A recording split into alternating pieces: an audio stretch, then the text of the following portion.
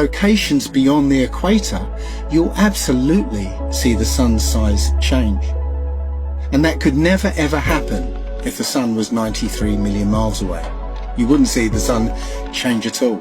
Our eyes cannot see farther than what they were designed to see, but that is no reason to keep them closed. There's also an effect that occurs under certain conditions called atmospheric lensing, where the sheer amount of atmosphere, as well as the rain between you and the sun, acts like a lens and a prism, magnifying it greatly, which leads to another observational proof that the sun setting is an optical effect.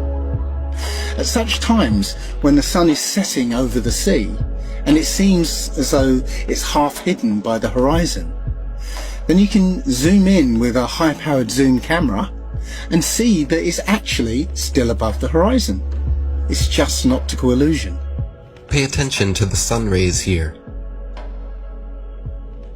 This alone proves our local sun, and so do these shadows. So what about the moon?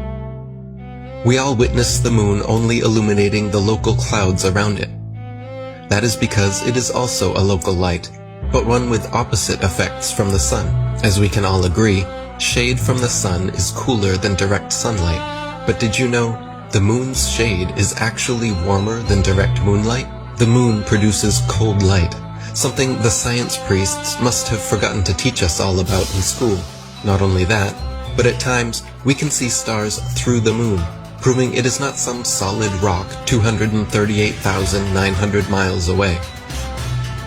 In the 60s, true science regarding the moon was the shadow band topic of its era. I consider myself to be an ordinary, humble person who wants to serve mankind with what man has striven for from the beginning of consciousness, with truth and understanding of the world. Well, now, one thing, you have a theory about the moon, and we expect to be able to get observable facts about the moon fairly soon. What is your theory? Well, it is by now rather more than a theory.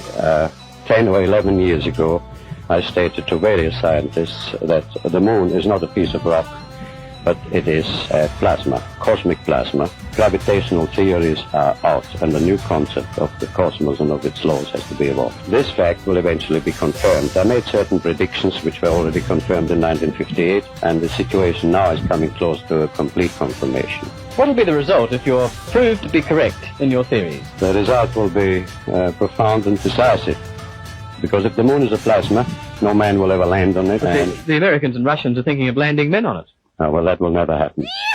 People actually believe they walked on the moon, talked with Nixon, played golf, drove a car, and planted a flag.